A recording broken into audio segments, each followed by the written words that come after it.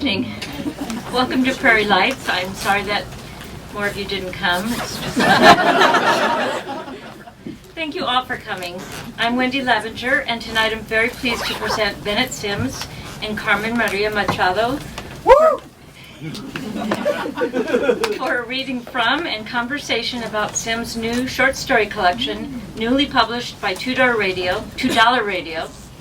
This new collection, Other Minds and Other Stories, is an American Booksellers Association Indie Next Pick for December 2023.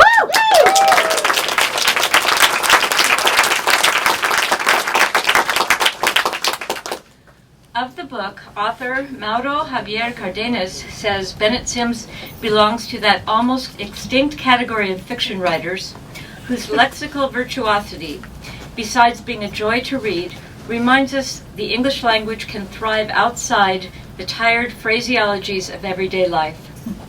Whether he's examining glitches of intersubjectivity or the generative power of blank faces in a sarcophagus, his obsessive inquisitiveness enlivens every page of Other Minds and Other Stories.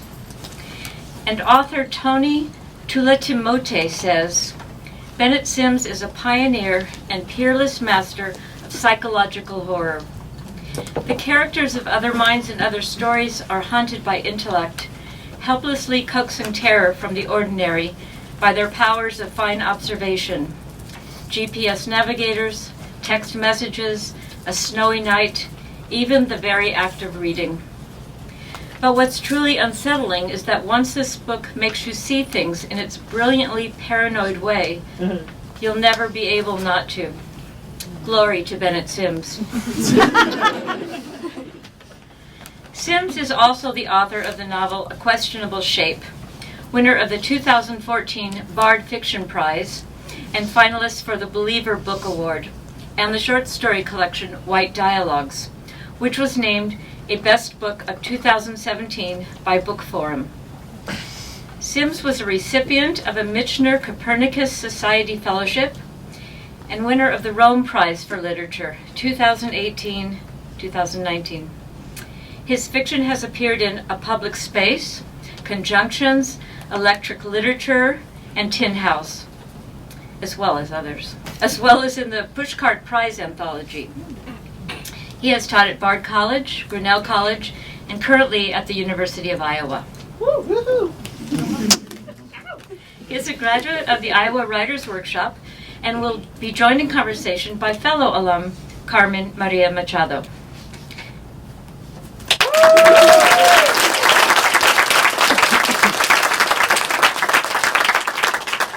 Carmen Maria Machado is the author of the short story collection Her Body and Other Parties and the memoir In the Dream House. Her essays, fiction, and criticism have appeared in places such as The New Yorker, The New York Times, Granta, Vogue, This American Life, The Believer, and Guernica. She has been the recipient of numerous awards and fellowships from places including the Guggenheim Foundation, Yaddo, Hedgebrook, and the Malay Colony for the Arts. She is currently visiting associate professor of fiction at the University of Iowa. We are very glad to have them here. First, please welcome Bennett Sims.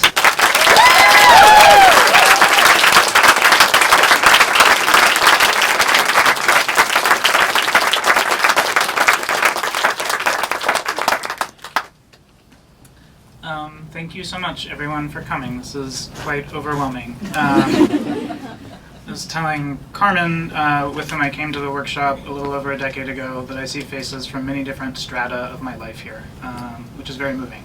So thank you for coming. Carmen has requested that I read one story from the book in its entirety. It's called Pecking Order. I will say that I'm teaching two classes this semester. One, a class on writing animal minds, writing about non-human consciousness, and the other, a horror class, which includes units like torture and body horror and so on. This story would fit on either syllabus, and so it is about butchering chickens, and I dedicate it to all of the students from this classes, past and present, who I see in the audience tonight. It'll take me about 25 minutes to read. And then I'll be in conversation with Carmen, and then hopefully there's time to be in conversation with y'all, and then I'd be happy to sign books and stuff afterward. Yeah, I will just dive in. The story is called Pecking Order. It fell to Kyle to kill the chickens. On Saturday before dawn, while Audrey was still asleep, he put on an old t-shirt and jeans and headed out to the coop in the backyard, hedge clippers in hand. It was a cloudless, cool morning, and though the horizon was still dark, the hens were already up and clucking. All three were making the warbling underwater sound that meant he was late letting them out. The coop was a shed-like wooden trailer with mesh windows along the sides and a hatch-style door in back, where a 2x4 gangplank dropped down to the ground for the hens to file in and out on. Theirs was the only coop in the neighborhood. The yards to either side were furnished with barbecue grills and bird feeders, and he scanned the porches for any sign of the neighbors sipping coffee at their banisters. The yards were empty, the windows dark, no witnesses. The chickens had been Kyle's idea. He and Audrey had rented the house after college and had treated it as a laboratory for locavorousness. They kept a garden in the backyard. They could walk to the farmer's market. When they absolutely needed to go to the grocery store, they biked to the Trader Joe's in black tracksuits at midnight before garbage day, gleaning the dumpster out back for plastic clamshell containers of wilted salad mix, expired Odwalla juice, and 6-pack cartons of cracked or otherwise compromised eggs. Back home, they tested the eggs by dropping them one after the other into a pot of cool water. Half usually buoyed to the surface like witches, and of the unrotten ones on the bottom, one or two would discharge venereal-looking driblets of white albumin from invisible fissures in their shells. One weekend, after every egg in the batch bobbed rottenly, he started browsing Craigslist for coops. He and Audrey had never owned a pet together, but he was eventually able to talk her into the idea, on the condition that he assumed full responsibility for the chickens. And for the past few years, with the help of YouTube tutorials and farm FAQs, he had. He woke early to feed them and biked home at lunch to check in. He taught himself to raccoon-proof the coop. Soon he and Audrey had enough eggs in the fridge to cook frittatas every weekend, and they hadn't paid a single dollar to the region's overcrowded, groundwater-polluting poultry farms. But sometime this past winter, their little micro-flock, almost simultaneously, as a group, had quit laying. And although Audrey had cajoled him into keeping them for a while, as pets, there was no point putting it off any longer. Last month, he had been accepted to law school, and at the end of summer, they would be heading east. Since they couldn't bring the chickens along with them, the time had come to slaughter them. Audrey knew of a good butcher at the farmer's market, but it felt cowardly paying a stranger to do what he could do just as well himself, here in the backyard, where at least the chickens would feel at home. The YouTube how-tos made it look straightforward. He searched the garage the other day and found the hedge clippers in a corner. Technically, they belonged to the landlord, but he planned to bleach them afterward. When he showed the clippers to Audrey that night, she frowned and ran an appraising finger along the blades. Weren't they too rusty, she asked? Too dull? If he was going to do it himself, she didn't want it to be painful and inhumane, she said. He did not ask her, who had done nothing to help care for the chickens, when she had become such an expert in butchering them. He just nodded thoughtfully. What did she suggest? She went to the kitchen and dug their toolbox out of the pantry, handing him their wood-handled hammer. Not a sledgehammer or a mallet, just the dainty claw-headed thing he destroyed his thumb with, hanging up picture frames the weekend they moved in. It looked about as deadly as a plexer. She didn't appear to be joking. In defending the clippers, he proceeded to mock the hammer, maybe too meanly, calling it the poultry Mjolnir, destroyer of coops, and asking her how many painless, humane hammer blows she thought it would take to knock a squirming hen unconscious. By the time they went to bed, he thought he'd sold her on the clippers. But the next morning, while they were both at work, she texted him links to butchering tutorials on YouTube. The same videos, naturally, he'd already looked up himself. He skimmed through them again on mute to humor her. 3-minute clips of rosy-cheeked men in overalls cheerfully demonstrating different instruments of death, which ranged from industrial-grade machine-whetted cleavers and hatchets to, yes, mallets. But the most impressive of the videos displayed what seemed to be a motorized garroting gadget. A noose of steel wire protruding from a white plastic housing, which, with the push of a button and an evil mosquito-like whine, would begin to reel the wire in, cinching it tighter and tighter around a chicken's throat until, inexorably, within seconds, the head would pop free on a parabola of pressurized blood.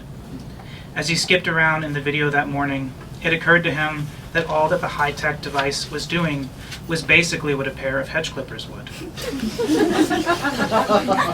It was the same principle in the end. Incremental constriction, scissors physics. If they could clip hedges, they could clip heads. He said as much to Audrey when he got home. As long as I don't have to see it, she told him. Holding the clippers now, paused on the plank of the coop, he was trembling with what he recognized from high school football to be adrenaline. He had never killed an animal before. He had never even been in a fist fight. Was it legal, actually, to be slaughtering livestock in a residential backyard in plain sight? He'd been afraid to Google it. What if the neighbors saw? What if their children did? What if they called the police, or PETA, or Audrey? He gave the clippers 2 quick neutering snips in the air. They were the heavy-duty pruning kind, with long bowed handles capped in green plastic, and with 2 curved blades that clamped together in a tight metallic beak. They would probably be fine. Everything would be fine. He just needed to squeeze fast and hard on the handles, apply enough crushing pressure to their necks. It would take seconds. He would be back in bed before daybreak, and later this afternoon he and Audrey would be defeathering the carcasses and roasting them for the big goodbye potluck they had invited everybody over for tomorrow. Normally, they would never serve meat, but it would be a way of honoring the chickens, they had agreed, to share them with friends, to make of them a meal that had been raised and loved locally, and killed with compassion by the very same hands that cooked them. It had seemed then, and still did seem this morning, like the most dignified death he could offer the animals.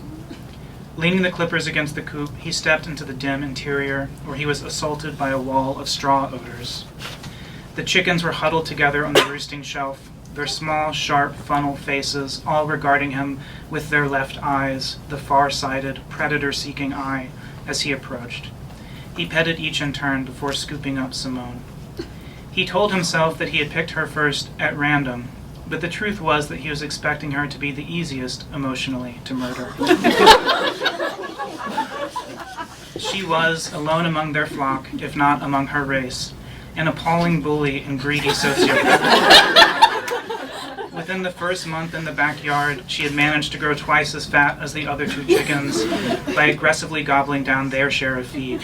And in the time since, she had enforced her primacy in the pecking order with psychotic ruthlessness, jabbing Hannah and Judith with her beak, clawing at their eyes, ripping the tail feathers brutally out of their bottoms, sometimes without even the provocation or the pretext of food to compete over, just for the sake of humiliating them, which sadistic displays of dominance he had often watched with rage from the kitchen window.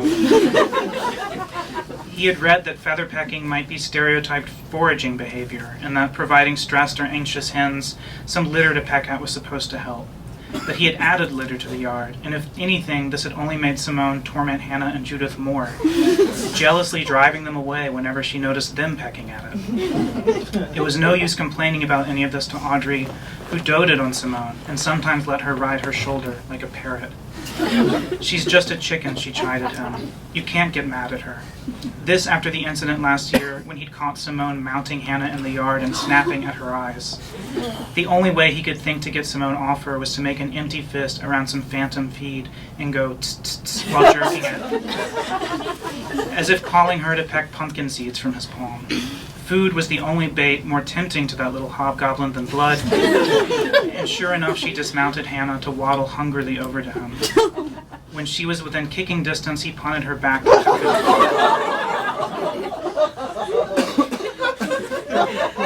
The betrayed yelp she made, it was a sound he had never heard a chicken emit before or since, had the same mewling, pseudo-human quality that kicked dogs are capable of. Audrey, who had been watching this for God knows how long from the kitchen doorway, shouted his name across the yard as sharply and shamingly as if the chicken had been their child. Just a chicken, she had said to him then, and he had never understood what she meant. Parrots could count. Crows could not only remember human faces, but bear grudges against them. Who could say what Simone was thinking? If a chicken could think, it could hate and be hated. If Simone could think, he could get mad at her. But if she could think and feel pain, he also couldn't kick her, he knew. He had apologized and told Audrey she was right, and given Simone one of Audrey's hair ties, one of her favorite toys. But even though he had only ever lost his temper like that the one time, both of them, Audrey and Simone, had kept a cool distance from him for days afterward. Now, though, as he held Simone in the crook of his arm, she seemed at peace with him. She let out soft begawks, scrabbling gently at his forearm with her talons as he carried her down the plank and grabbed the clippers with his free hand. He had taken her out of the coop hundreds of times on days just like this one, and if she had detected his apprehension, if she intuited by the sight of the hedge clippers or the firmness of his grip that today was going to be any different, she did not try to flee. She trusted him. Holding her tight, he crouched down in a bare patch of dirt and positioned her between his knees, squeezing them together to pinion her wings. At this, she did seem nervous, growing still with fear, and he effortfully effleuraged her comb to calm her. Then he collared her neck with the hedge clippers, no doubt sparking some species memory of a fox's jaws. She blinked rapidly and cocked her head at acute, confused angles, the way she always did when encountering a strange or novel object, weaving around it in the grass to investigate. She was trying to see her death, too, with each eye. He squeezed the handles. The blades glided deeply through the meat at first. Sooner than he had expected, he heard the home-run crack of what he assumed was a vertebra being snapped. But then the blades got caught on something and locked up. Simone spasmed between his legs, thrashing her head, and he had to wrestle with the hedge clippers like a steering wheel to steady her. A jet of blood spurted wet warmth across his forearms, shirt, and face, and, wincing, he pressed his knees together, waiting for Simone to fall limp. He listened to the drawn-out sound of her begawks, which soon elongated into deafeningly shrill, ear-splitting screams. They sounded to him almost like human screams, like the unmistakable scream of the murdered at their murderer, which must sound the same, he thought, no matter what creature is screaming it.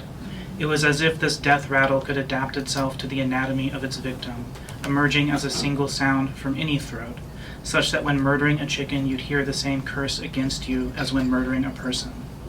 At this thought, it occurred to him that Simone's banshee begawking was liable to wake Audrey or the neighbors, and he scanned the surrounding windows, all still dark. Simone's throat's blood, which had spurted upward at first, appeared to be losing pressure. It cascaded down in a single sheet, darkening the feathers of her belly and muddying the dust at her feet. The blood loss alone was enough to kill her, eventually. But she did not stop spasming or screaming, and now the other two chickens had started shrieking alongside her from the coop. Hannah and Judith had pressed their faces against the mesh window, and as they watched their sister's execution, they beat their wings and bawled in unison, driven to a state of choric frenzy by the gore. The sound of their voices must be what was encouraging Simone, for she kept kicking her legs in a futile attempt to flee, as if trying to run back to them. Her talons clawed the ground, scarifying the dirt with a series of scared parallel lines. This was impossible, he thought. She could not still be alive. He counted to 10 out loud, as though disciplining a child. If you're not dead by the time I get to 10. And when Simone continued to struggle, he understood that she was not going to die, not if she hadn't already. Not only had he failed to decapitate her, he had failed to even sever a vital artery. His breaths became tight, and it was as if it were his own throat between the blades. As if his future, this necklace of inevitability and dread, were constricting around him now. He had no idea what he was doing. That much was becoming clear. What if Simone refused to die? Even if her head came off, she might find a way to live, like that one sideshow chicken who'd survived 18 months beyond its decapitation, thanks to a protruding snorkel of spinal cord that had preserved its brainstem. Simone, too, could lead a half-dead, headless, heedless life like this. Audrey would insist that he care for her, pipetting corn kernels into her neck stump with an eyedropper. And Simone would no doubt hang on indefinitely, haunting him like a Doulahan. He tried squeezing the hedge clipper's handles again to drive the blades in deeper, but almost immediately he met a grisly resistance. The blades were being blocked by an obdurate bedrock of muscle and bone. He waggled the handles in panic, clenching them until his fingers ached, and he felt the same frustration and rage as he had in kindergarten arts and crafts, whenever the dull blades of the hateful safety scissors would get stuck in some uncuttably thick piece of construction paper. He felt like throwing a tantrum, like flinging the clippers from him. He relaxed his grip and breathed. There was no use losing his temper. He needed to kill Simone as quickly and as painlessly as possible. His mind raced through all the myriad ways of killing Simone. He imagined stomping on Simone and stabbing Simone. He imagined punching Simone and kicking Simone. He imagined prying up one of the garden's flagstones and using it to bash Simone. Above all else, he needed to put Simone out of her misery, and it didn't matter how he did it, just so long as he did it soon. Every second that he wasted was another second of unspeakable suffering for Simone.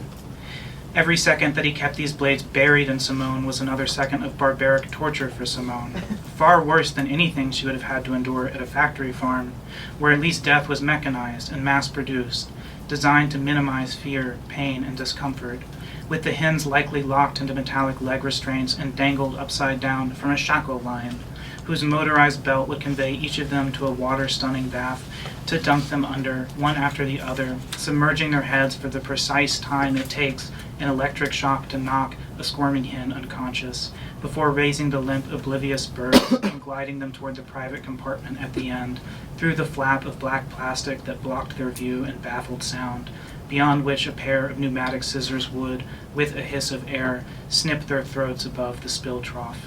Even Simone deserved a death like that. He pulled apart the handles until the blades unstuck and threw the clippers to the ground. Blood poured freely from her neck, where the opened wounds made two thin dark slits in her skin, like gills. Dizzied by the sight of the blood, he reached down with both hands and grabbed her head, wrenching it as far as he could to the right. He had only ever seen spies or assassins snap necks in movies, and they always made it seem as clean as this. You gave the head one orthopedic, orthogonal twist to the side, and there was the sudden Foley effect of crunched ice. Except this did not happen with Simone. When her head hit the outer limit of cervical rotation, it simply stopped, grinding to a halt, and she made some kind of awful, drowned, burbling sound, still fighting to breathe through the fluids filling her throat. His hands were slippery and syrup-colored with the blood that was choking her. He could barely feel anything through the sopping feathers. He knew he needed to hyperextend her head by another few inches if he wanted to kill her, but the more forcefully he tried to torque her spine, the more nightmarish her burbles of pain became. Her squawks were now arrhythmic and hiccupy and horrifying to hear. This only made him more impatient to snap her neck, so he started swiveling her head back and forth, jerking it left and right in energetic bursts. It felt like jiggling the knob of a locked door, as if he were trying to open the door to her death, only to find it locked with life, dead-bolted against death by the unrelenting cylinder of her life. With every jerk, he felt the dumb stubbornness of her skeleton, the brute anatomical fact that a neck doesn't want to be snapped. What was wrong with him? Why couldn't he snap this neck? It was only a chicken's neck. He had snapped curtain rods and kindling thicker than this neck. The harder Simone resisted, the more he began to resent her. Why wasn't she cooperating? Didn't she understand he was doing her a favor? She was fighting death with the same viciousness with which she had bullied Hannah and Judith. Yes, of course, that was it exactly. The gluttonous little shit was as greedy for life as she was for feed, and now she was bullying death out of his fair share, competing with him over every last grain of sustaining oxygen. She was trying to establish a pecking order over death. Even a chicken understood that death was inevitable, that it was preferable to die quickly rather than to prolong the agony. But Simone was prolonging the agony anyway. She was probably drawing out the agony just to spite him, ruining her body for consumption. He thought with bitterness of all the cortisol and adrenaline that were doubtless even now flooding out of her brain and into her bloodstream, tainting the meat with the taste of her terror. With every second that she didn't die, more and more mortal horror was leaching out of the cortex and into the meat. She was only growing more acrid with each protracted, nociceptive second that passed. The flesh of her breast was becoming a kind of telltale heart against him, contaminated with that telltale tartness. And he could already picture Audrey at the potluck tomorrow, screwing up her face in disgust and discreetly spitting out sour white wads of Simone into her napkin. Simone managed to get a wing free from between his knees and began flapping it, as if waving to Judith and Hannah for help. And this somehow made her neck even stiffer and harder to twist. He released one hand to wipe the slippery blood off on his jeans, and she took advantage of his loosened grip to dart her beak blindly at him, biting into the web of skin between his thumb and forefinger. He hissed at the sting and flapped his hand, shaking the pain out of his perlicue. And to keep Simone from fleeing, he squeezed his knees even tighter against her sides, so tight he thought he felt a rib breaking. Good. Let her rib break. Let all her ribs break. She wanted to fight dirty, fighting death. She wanted to enforce a pecking order. He would show her how high up on the pecking order he fell. He was a primate, a linebacker. He used to bench 300 pounds. He hunched over her, clasping his hands around her skull. Without allowing himself to think, he yanked up on her neck with all his strength in a single whole-body motion, as if trying to clean and jerk a feathered kettlebell. As he rose, her neck stretched elastically with him, but he kept her torso pinned below, between his knees. He felt more than heard the silence that resulted. All at once the air became dewy with quietness, which was the sound, it took him a moment to realize, of Simone not screaming. She had stopped burbling and begawking and clawing at the dirt, and this was how he knew, as he kept rising, that her head was about to tear loose from her body. Her head tore loose from her body. There was a wet, ripping sound. The word ligaments flashed into consciousness. And then there was no more resistance to be felt. He was yanking with all his strength on nothing, on absence and air, and the upward momentum sent him staggering backward. He steadied himself just in time to see Simone's decapitated torso topple over, her throat stump pumping dark blood into the dirt with little systolic burps like a discarded garden hose. He averted his eyes, glancing down at his hand, but what he saw there was even worse. His fingers were still clutching, had forgotten to drop Simone's head. Her beak hung open in a soundless shriek, like some muted Orpheus, and her left eye was staring right sightlessly at him. Without thinking, he flung the head away from him, and it bounced across the grass like a skipped stone before rolling to a stop beneath the coop. There it landed, looking up at Hannah and Judith, who started squawking in hysteria. They are in hell, he thought.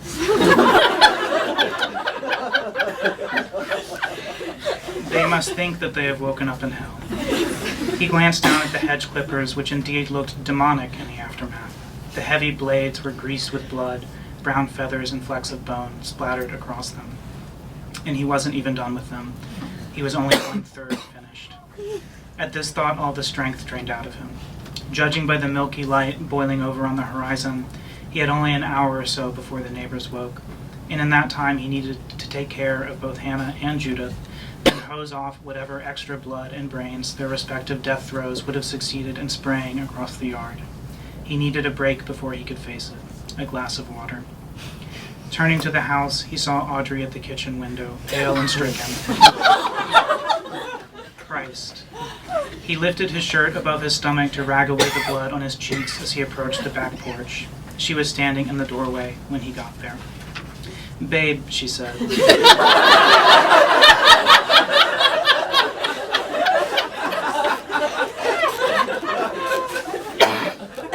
That was awful.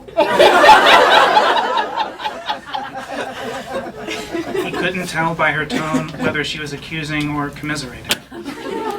"I cut at the wrong angle," he explained. He shook his head in self-reproach, and even as he did so, he recognized the gesture from other goof-ups, other mechanical misjudgments, like the time he had tried to fix the chain on her mountain bike or assemble their sofa. "I threaded the chain wrong," he had said then, shaking his head, or "I screwed this rod in backward." He had just cut at the wrong angle. It's not like he had relished ripping Simone's head from her body. One day this would all be funny. "I told you those hedge clippers were too dull," Audrey said. "What you need is that hammer." And she went inside the kitchen and headed for the pantry. He followed after her, glancing down too late to confirm that his bloody boots were tracking Simone across the linoleum. He'd mop up before the potluck. "There's nothing wrong with the clippers," he said. He could overhear the petulance in his voice. But it was absurd to blame the clippers. If they could cut through a branch, they could cut through a chicken's spine. Except that a branch doesn't struggle or fight back or scream. "I just need to cut higher up on the neck," he said. Audrey still had the same pale, stricken look on her face, and it was as if she were seeing him 5 minutes in the future, ripping Hannah's head from her body. No, even if the hedge clippers did get stuck again, he wouldn't have to fight with Hannah or Judith, not as he had with Simone. She had long since packed a submissiveness into them, had disciplined them in advance, and they would know to go docilely into death. They would file into its depths as obediently as they were used to waddling down the coop's back plank, especially after what they had just witnessed. Still, to placate Audrey, he joined her in the pantry and rooted through the toolbox. He held up the hammer. Worst comes to worst, he told her, popping the air before her face. She flinched. Do you want me to help this time? She asked. He shook his head, and she did not bother concealing her relief. She went back to the window, where he knew she would be watching. It will be fine, he said, and he believed it. If the hedge clippers failed to decapitate the chickens cleanly, all he would have to do is take the hammer in hand and, as mechanically as if he were cracking crab shells, deliver 1 or 2 taps to their skulls.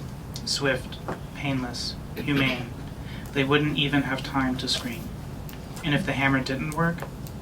On his way out the door, Audrey touched his shoulder. He assumed to encourage him. But when he leaned in and kissed her cheek, she reflexively raised her fingers to the spot, as if brushing away a lipstick imprint of blood. Thank you.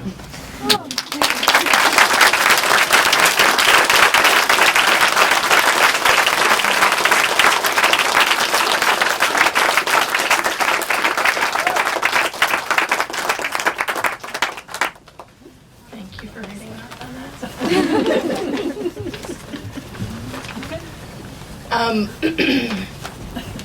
I'm going to ask this question a lot of order because I actually want to talk first about something that I think does not get talked a lot about with your work, or at least not as much as it should be, which is how funny you are and what a funny writer you are.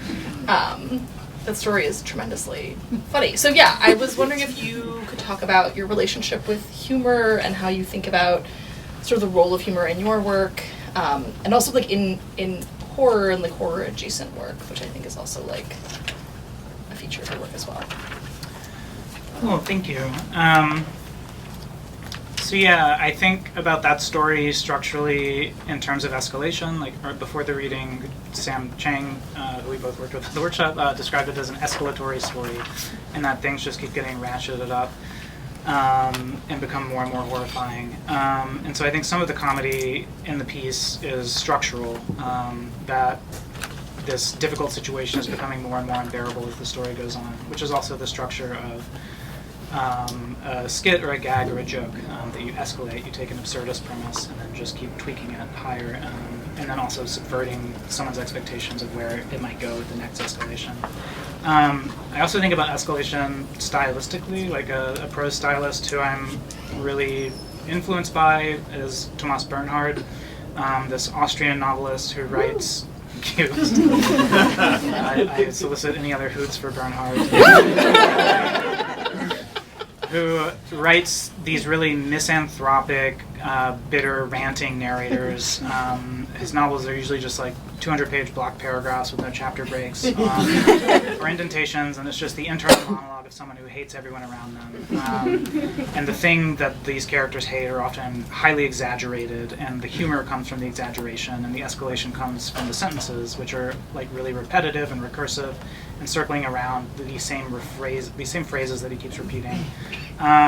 He calls himself a master exaggerator, and he thinks of exaggeration as being his art, and stylistically it's a source of the humor. And he's also someone I was thinking about with some of the repetition and the stylistic escalations in this story. So even the way there's that long paragraph where Kyle is thinking about all the ways to kill Simone, and his mind just gets caught on the phrase, he could use X to kill Simone, he could use Y to kill Simone, and just starts plugging different positive contents into that syntax in this way that gets syntactically escalated.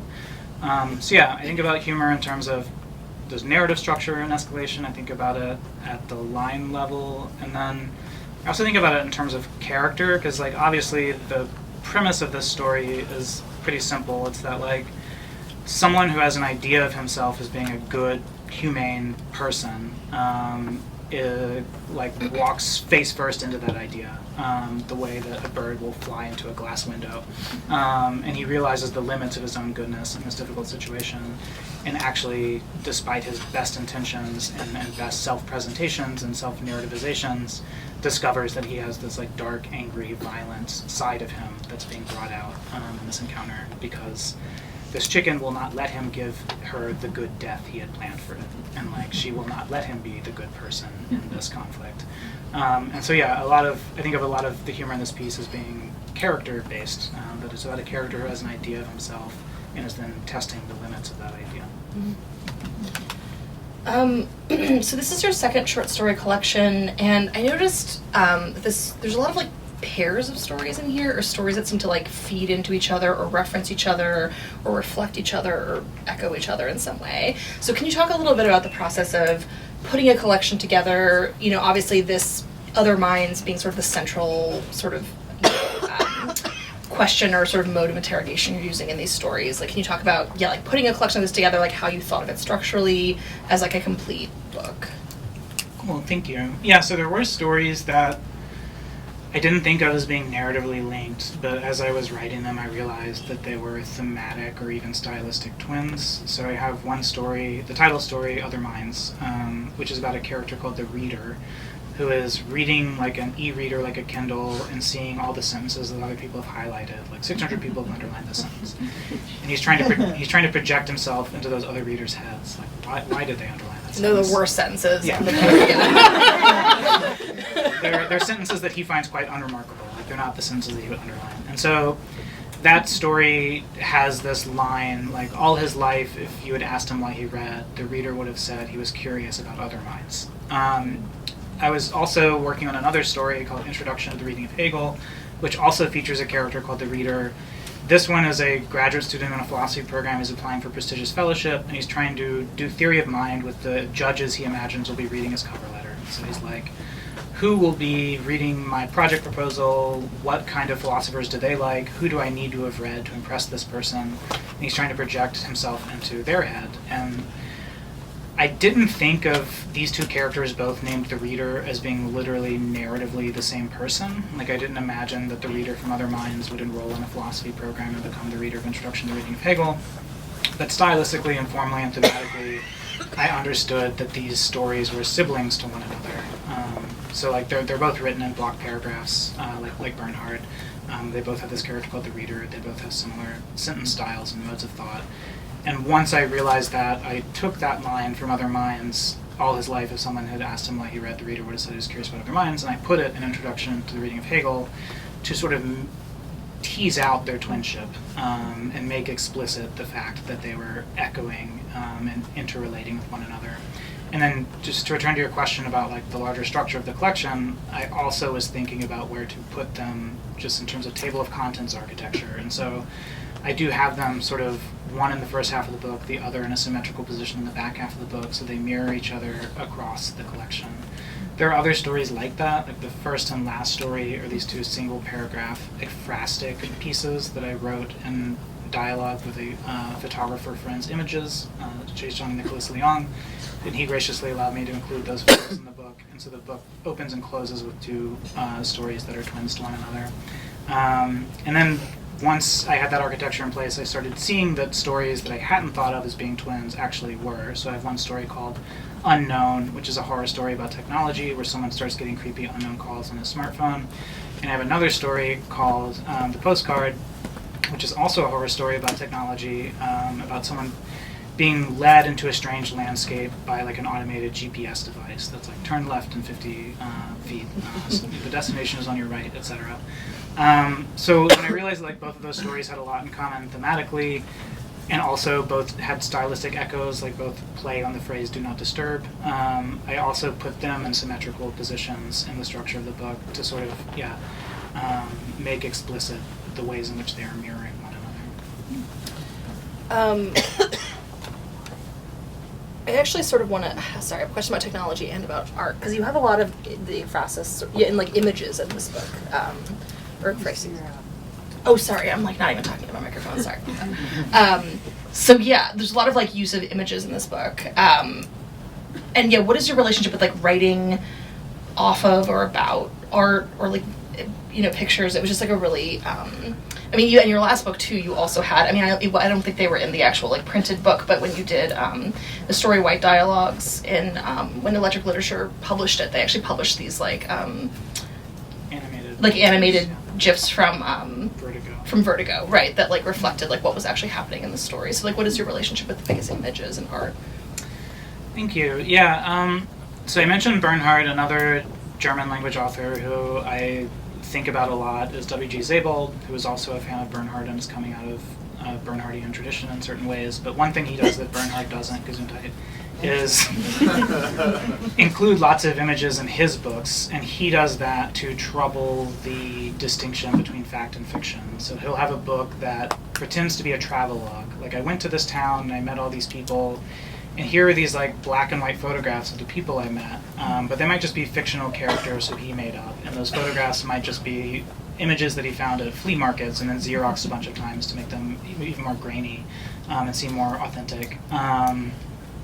So he'll use images to authenticate the existence or factualize the existence of fictional characters and situations, but he'll also include kind of historically authentic images, because importantly he's an author who's like engaging with the Holocaust and documentation of the Holocaust and literature of witness and things. So he'll also have characters of real, or photographs of like real Holocaust survivors or journal entries or whatever.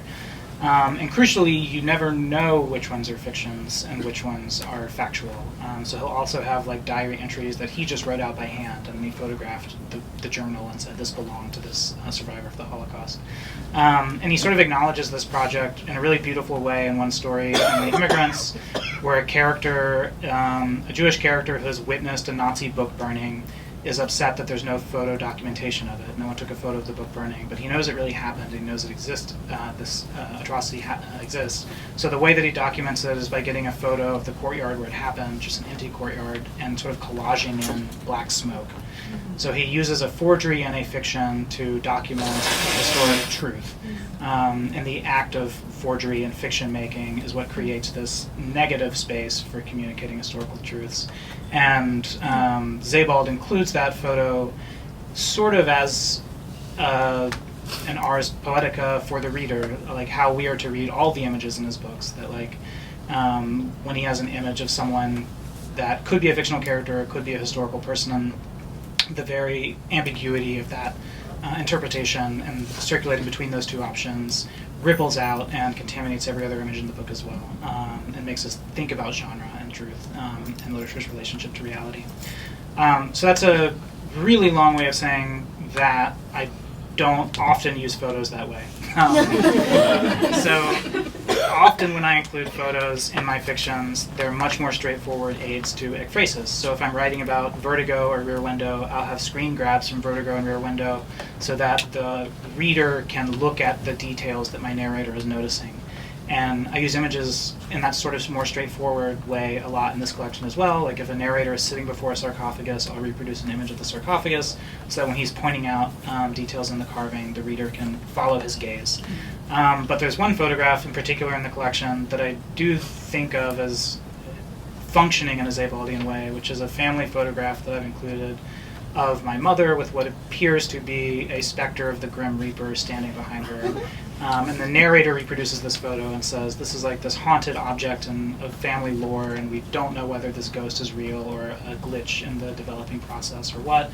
And I sort of invite the reader to conflate the narrator with me and to approach that photograph auto-fictionally and to assume that it really is a ghost and that I haven't just photoshopped it or collaged it or whatever. And then I invite the reader to sort of let that uncertainty about factuality ripple out and reverberate through all the other details in the story, and to wonder, like, oh, did this also really happen, or is this really uncanny coincidence or synchronicity something that Bennett invented for this narrator for the purpose of the fiction? So yeah, most of the photos in the book are just aids, visual aids to ekphrasis, and then a couple have a more ambiguous frame around them. Can you talk a little bit about sort of like, I feel like when I read your work, there's something so, you use a lot of, like, cipher characters. I feel like I'm often having anxiety spirals or thought spirals, like, with your characters. It's a really uncanny effect that I love. And I was wondering if you could talk about, like, this book's explicit project of, like, investigating other consciousnesses and, like, sort of what drew you to that, like, what you learned. Obviously you're teaching a class about, like, animal consciousness, right? So clearly this is, like, an area of interest of yours. If you could just, speak to, like, that project. Thanks. Yeah, like, I think that line from Other Minds, the title story, Introduction to the Reading of Hegel, is true. I would subscribe to it. Like, the reason I read is because I'm curious about other minds, and I believe in the power of literature to reproduce or represent conscious experience in language, and that in, like, a certain very deep and weird way, when I read Proust, I know what it feels like to be Proust looking at a painting or a tree or something. So that is my relationship to reading as just, like, a human being out in the world, and my relationship to other minds and my curiosity about them. As, like, a writer who is primarily, like, a horror writer, or a writer who's interested in psychological anxiety and paranoia, I wanted to explore intersubjective curiosity in darker directions. So, like, I wanted characters who were wondering what other people were thinking, and their inability to know for sure became a source of stress and danger and paranoia for them. And so I sort of explore that through various permutations, like a story about a jealous lover who doesn't know who his partner is texting and wants to know what's on her cell phone, or a guy who's killing a chicken who doesn't know what the chicken is thinking and is trying to project himself into its head, or a character who is trying to imagine what it would be like to be a ghost or a snowflake or whatever. So yeah, pursuing curiosity about other minds, both between human characters, also between humans and animals, also between humans and supernatural or speculative entities, and also between humans and objects. And then, yeah, I think that the anxiety in that project is just a function of my stylistic affinities, which is that I enjoy writing these kind of Bernhardian spiraling thought loops and things. So, I know you have students here. Can you talk a little bit about, you're a teacher, you've been a teacher for a while, the role that, I guess, I don't know, your pedagogical practice has on your work, or the role that your work has in your teaching? It was a very generous question, thank you. Yeah, I think that, like, reading my favorite work with students is one of my favorite parts of teaching, so just, like, giving them a story of Kafka's or Lydia Davis or whatever, and then hearing what they notice about it, and then being able to layer up this really sedimented block of attentiveness over many years. So, like, every year that I teach it, different students are noticing different things, and I'm taking notes, and now those are all things that I notice as well. And I think that is part of the project of other-mindedness, that, like, now I'm reading that work through their eyes and seeing what interests them about it. And that is certainly something that I take back to my own work. And I think the same is true of reading their work. So I think one of the beautiful things about workshop is that when an author puts up a story, the job of everyone else in the room is to get themselves inside the mind of the person who would write that story. Because often people are workshopping something that you wouldn't write yourself and that you wouldn't even necessarily read for pleasure. But for an hour and 15 minutes, it's your job to think, like, okay, if I were going to write, like, an elvish high fantasy locked room murder mystery with this set of characters, with these formal devices and this sentence style and this structure, like, how would I go about problem solving in this project? And you make, like, a really good faith effort to kind of, like, spark across the abyss between, like, your mind and your taste and your practice into their mind and taste and practice. And I think that, yeah, that also informs the work I do on my own in ways that are really ineffable and difficult to articulate or quantify, but that I am rambling too much. No. Yeah. But that, to wrap up, but, like, I have faith in it, and, like, I think that's happening for the students in the room as well. And I think that is the valuable thing about writers sharing work with one another in general. I love that. Sorry, I was just mostly trying to figure out when we were pivoting to audience questions, but I'll do one more and then, or do you want to do? I think maybe we have time for 1 or 2 questions, if you want to take questions. Oh, audience questions, yeah. Or if you can finish, whichever you Do we have any questions from the audience? I'm also happy to. Hey, pal. Hey, Jeff. So we were once on this panel situation. It was awkward. And somehow the name Clarice Lispector came up. And it seemed like nobody on the panel besides you and me ever knew what that name meant. Huh? Just a little closer. Oh, okay. Anyway, we ended up talking about that sort of long narrative of hers where a woman eats a cockroach, which on a scale of human suffering is really not a big deal. So I was just floating that, and then I'm curious about between your beautiful prose style and your ability to mix humor with horror.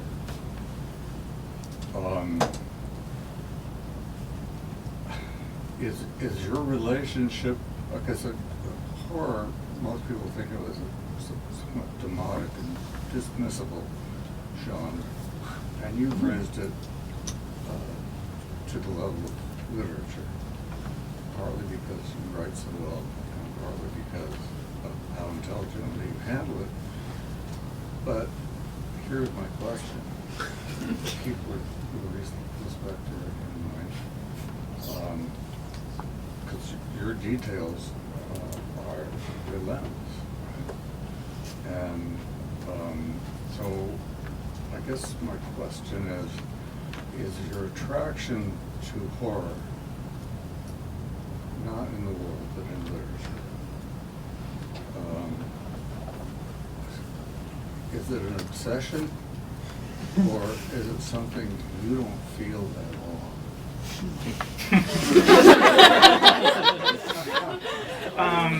Thank you. Thank you for that beautiful question, Jim. So I remember very well so I'll repeat the question in case people didn't hear. So he said, many years ago we had a conversation about this novel by Clarice Lispector, The Passion According to G.H., which is about a woman who crushes a cockroach in her bedroom and then gets on hand and knee, face to face with this dying insect, and has this kind of mystical monist realization that she and the cockroach are one, are made from the same matter, that like all of her disgust for the cockroach is a flaw in her thinking and a flaw in her metaphysics, and that all the surface differences between them can be stripped away, and that below those they're made of the same white paste, and she's watching like white paste ooze out of its shell as she's having all of these epiphanies. And once she realizes that, she understands that like to truly act on that insight would mean to take the cockroach inside her. And so she eats that white paste toward the end of the novel.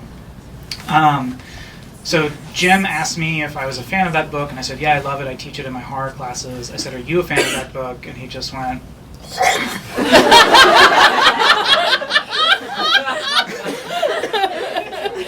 which I took to be a yes, and which I think about every time I teach it.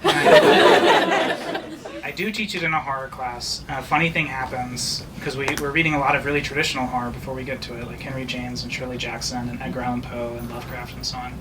And then the week that we get to Clarice Lispector, which is this really weird, difficult, demanding, dense, mystical novel, people will start getting sick.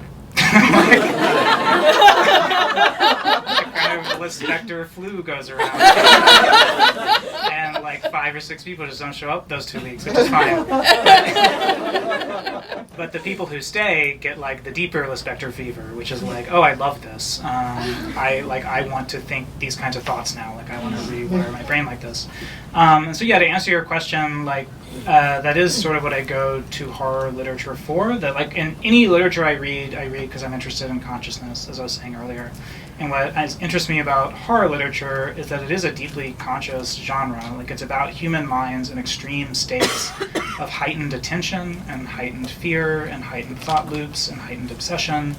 And that kind of heat in the internal monologue generates incredible poetic effects that you can sustain a novel like Passion According to G.H. with a narrator who's just in one room for 200 pages doing nothing but looking at a roach. But the sentences are so electric and the obsession is so electric that it generates all of these really, beautiful lines that I now have memorized. Which I don't think is an unusual relationship to the novel. Like the translators afterwards, she also talks about just having huge passages of it by heart. I think that is something that you can get in horror that you might not get in a mode of more muted realism, where the minds are more tranquil and less disturbed on their surfaces, or less obsessed in their sentences and so on. I think I'm going to have to say thank you now. It's a perfect note to end on. First of all, thank you all for coming. We close at 9, so I think it might take some time to clear out, which is why I really wish you could stay longer. On behalf of Prairie Lights, I'd like to thank you, Bennett, and you, Carmen. It was really fantastic. I'm vegetarian, and that's true. But I was laughing.